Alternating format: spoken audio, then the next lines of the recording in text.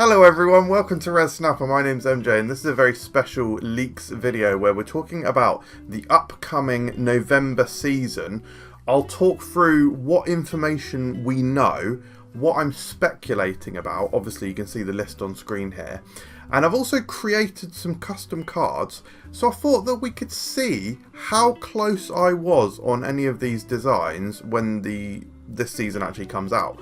I absolutely love Spider-Man, is my favourite Marvel property, and I'm really happy to be seeing some of my favourite villains coming in this season, as well as just a brilliant mix of Spider-Man characters. We've got like alternate Spider-Mans from alternate dimensions and different storylines, as well as like Z-list characters. We've got across the Spider-Verse type stuff here, so it's very, very cool. Right, let's get into this list and delve into it. Now, we do have, I think we've got like date information for a lot of this stuff, and we've got series information for all of it, as you can see. The one little thing that I've fudged on here is the season pass tag here. I've put that on Superior Spider-Man because I think he's going to be the season pass card. I think we got two cards that seem to be coming on that date, which is Superior Spider-Man and Spider-Punk. I think it's probably likely that they would do Superior Spider-Man as a Season Pass card, but it could be either of them. We've also got a skill card called Deafening Chord for Spider-Punk as well. That's something that I'll touch on in a minute because I need to explain. You need to keep watching, but yeah, I'm incredibly stupid, but yeah, that's fine. You'll find out why I'm stupid in a minute. Anyway, and then as we move through the weeks, we get like Man-Spider, then Spider-Man Noir, and then Prowler. So those appear to be our Series 5 cards. Prowler also comes with a handful of skills, or at least I should say there are leaked names of 3 skills, but all of them are like Tinkerer gadgets that he gave Prowler in Spider-Verse or whatever. And then we got like 4 Series 4 cards. We're not sure how we're getting these yet. They might be like beginning of season stuff, they might be limited game mode stuff. But we've got Hydro Man, Chameleon, Ezekiel, and a skill called Websling. Right, without further ado, actually with further ado, because I want to talk about card precedence. So some considerations I made when thinking about the designs for these cards. We have got some thematic themes in Marvel Snap where they typically do the same kind of ability or synergy for them. So if you think about swords is almost always discarding a card. Vampires is like discard synergy in a similar sort of vein. Ice seems to be energy manipulation, so if you look at Lunar Snow and Iceman. And then Spider-Man allies typically either move to another location or move between locations, or can affect other locations, like Scarlet Spider can create a clone in another location. Right, so I hope you enjoy these custom cards, guys. This is what I think we might see for the upcoming Spider-Man season. This is just a complete custom guessing. Absolutely based on nothing, okay? But right, the potential season pass card, the Superior Spider-Man. If you're unfamiliar with this, basically Dr. Octopus, I think Dr. Octopus had cancer, his entire body was failing, and he essentially moved his brain, not physically, but his brain waves or brain patterns, whatever, into Peter Parker's body. So this is Spider-Man's body, but being controlled by Dr. Octopus, basically. It was a very good storyline. I would recommend reading it, actually. It was really cool. Anyway, so I've envisioned him as a 3/6. So this is between the stat lines of Spider-Man and Dr. Octopus. Smart. On reveal, if this is your only card here, pull the cards your opponent played this turn here. So, I tried to combine the kind of abilities in the game of Spider-Man and Dr. Octopus, but also lean into the fact that this is Superior Spider-Man. This whole storyline revolved around the fact that Dr. Octopus thought he could do Spider-Man or be a better Spider-Man than Peter Parker. So he can do it on his own. So that's the think of that, the thought of that, and then he's pulling cards a bit like Dr. Octopus' ability, but he's also moving them as well, Spider-Man. It's a combination of all these factors, right? So yeah, I'm happy with that. That's cool. Right, now the elephant in the room. I'm stupid. I'm a moron, right? I've been working on this all morning, and basically I'm not doing anymore. Basically, I forgot that Spider-Punk comes with an ability called Deafening Chord, so I just did him having forgotten that. So I created him as a 2/4. You can move this on even turns. Nothing can stop you from moving this to any location. So he's got like a little bit of a flavour of Jeff, but with the restriction of not being able to play him in any location, but you can move him to any location.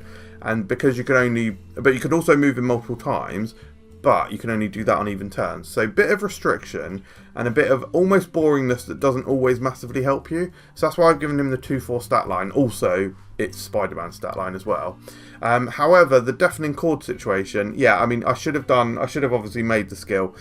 Off the top of my head, I would assume that deafening chord I kind of envision it as some sort of repellent thing. So I could see it being some sort of affliction skill.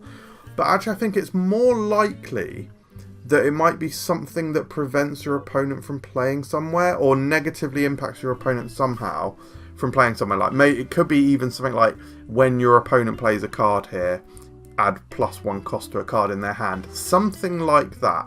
But we'll see. Moving on to the next card. This is Man Spider. Now the artwork I've used here, I want to give the artist a shout out, but I can't because I don't know who it is. I found this image on Reddit.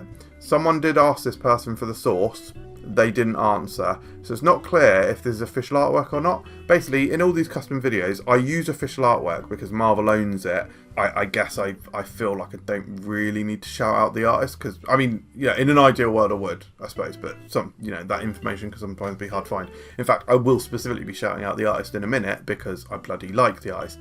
And the artist of that Superior Spider-Man, I think, was Ryan Stegman. He certainly drew the run, and he's incredible. Anyway, I don't know who this is. It has this signature, seems to be like Mal 2016 or something. I don't know, but the artwork's cool. Anyway, I theorised Man Spider as a 1/2. When one of your other cards moves here, move to another location to gain +1 power. So I definitely wanted to do something movie, like move synergizing. And because he's like bestial, the bestial, because he's like bestial, like I got like sort of Werewolf by Night vibes. So I kind of wanted to do a card similar to Werewolf by Night. And then I thought we haven't had like a move away to, I guess Silk is kind of similar. But when a card moves to him, he moves away to gain +1 power. So he's like an easy scaler, won't get too crazy out of hand, a bit like Betrok does get a bit out of hand. Fine. Yeah, cool design in my humble opinion, but I guess I would say that because I designed it. Right, next up is Spider-Man Noir. So I was thinking on this, right, the detectives that we've got in Marvel Snap, the only sort of 2/3 I could think of were Howard the Duck. Howard the Duck looks at top card of your deck. Daredevil also looks at cards. So Daredevil looks at cards that are played on, turn 5 by your opponent. And then Jessica Jones. Is she actually a detective or is she a private investigator? Anyways, similar sort of thing, right? But she works best alone. Like, she needs to be sort of unfestered. Her ability doesn't translate super well to her. But anyway, so I thought I'd go more down like the looking at cards route. I think that's a really good way to simulate detectivism. Spider-Man Noir is a 2/3. End of turn. If a card moved here this turn, get a copy of the last card your opponent drew. So you're doing that research, that intel. Let's just say because he's across the Spider-Verse, you're actually just plucking them from the Spider-Verse as well, or the multiverse. Cool. That's why you get a copy. Because I thought it'd be less interesting to just view it. But then also Spider-Man synergy, because this needs to be triggered by you having had a card move. Which means you can trigger it multiple times and generate multiple resource. Yeah. Cool. Again, good. Nice. Right, next up, Prowler. I cannot wait to see what this card does. Mate, this could be sick. I don't even care what he does. It just sounds sick with all the skills and stuff. My version is a 2/3. On reveal, add a gadget to your hand. After your opponent plays a card here, add a gadget to your hand. So he's got this multifaceted way of generating gadgets. Also, I said I was going to shout out the artist. This is Patrick Brown, one of my favourite. He's kind of one of my favourite artists, but I haven't really seen sort of comics that he's actually drawn. He basically does like a lot of the promo artwork for Marvel. I really like the cartoony style of it. Anyway, So, let me read that again quickly. On reveal, add a gadget to your hand. After your opponent plays a card here, add a gadget to your hand. So, yeah, wherever he is, if your opponent plays a card there, a bit like Rocket and Groot or whatever, similar trigger to that, you actually generate a gadget. Let's have a look at those gadgets though. So, I've proposed Flight Harness as a 1-cost skill. On reveal, merge with a 2-cost card here. You can move it each turn. So this skill grants the vision ability, but I thought to restrict it and so that it doesn't become too overpowered. Not only that actually, but also so that hopefully it links up with Prowler. It only merges with a 2-cost card. So that's a nice element, right? Actually, oh shit. Is it gonna banish? Okay, it would probably have to have some extra text here that was like, don't banish it. It doesn't banish or whatever. Anyway, or I guess you would just reverse the merge. So either that would merge into this or this would merge into that. Whichever one means it won't banish, right? Anyway, yeah, merge with a 2-cost card here. You can move each turn. So yeah, the benefits from Prowler, because Prowler you can move to like see where they're going to play and keep generating gadgets, or you synergize it with something like Dagger. Right, next up, Vibro Shock Gauntlets, also a 1-cost skill. On reveal, move your opponent's lowest cost card, shit I should have put here, to another location to afflict it with -1 power. So a bit of like a shove away sort of card. Vaguely Juggernaut-ish I suppose, but obviously more restricted, and you also afflict them with minus power as well. So if you can do that and couple it with Scream or Kingpin, fantastic. And then finally, Remote Mines, another 1-cost skill. On reveal, the next time your opponent plays a card here with 3 or lower power, that probably should be less, destroy it. So somewhat of a restricted Negasonic Teenage Warhead sort of power, and I envision that your opponent's side of the location would be like it would have like red flashing lights or something, even though the image here is like a green device. Red flashing lights to say, yeah, there's mines here and that. It wouldn't say that. That wouldn't be the voice line, but that would certainly be what the red lights infer. Good. Moving on. Okay. Hydro Man. I'm nervous about this one, guys. So, at the start of this, let's read it first. He's a 3/5. Ongoing, players can't have bonus energy. Okay, guys, this one hurts me. I think there is some evidence that potentially points to this being... This might be close. This might be close to what he is. Now, of course I could be wrong. Hydro Man could do absolutely anything, but let's just look at the evidence, okay? At the start of this video I said that there's some precedents that have been set by Marvel Snap design, and one of those being ice is like an energy thing. Iceman, Lunar Snow. And it goes both ways as well. Lunar Snow grants extra energy, Iceman makes stuff more expensive. So I could see Hydro Man, when you melt ice, turns into water. Spoilers. It was so cringe that I smirked there. That I was so happy with myself, having said spoil. I feel a bit sick that is just that I've done that. It's bad. Anyway, so you got that, okay. You've also got the fact this is a Series 4 card. This is an uninteresting but possibly necessary tech card, right? So you got that. And then you've also got the fact that on Discord, Glenn recently said that there's probably enough like bonus energy cards that a tech card would probably be good for the game.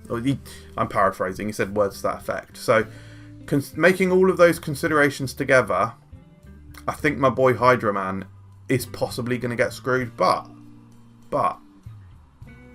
I love Hydro Man. He's a Z-list villain. He's like a cheesy, stupid villain, turns into water. So I'm not stopping at one custom, guys. I made a second custom. This is what I want to see. Don't give Hydro Man the energy restriction ability. I don't. Oh, actually, one thing I go back to the other slide.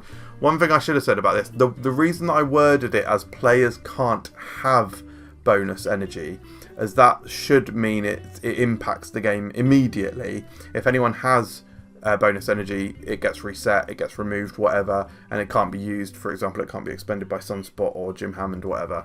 And you could put it covers all instances, right? I mean, I could have done on reveal, reset everyone's max energy to the turn number, blah blah blah. We're not doing that anyway. Right, the more fun version of Hydra Man, I think. Right, I still got him as a 3/5 actually.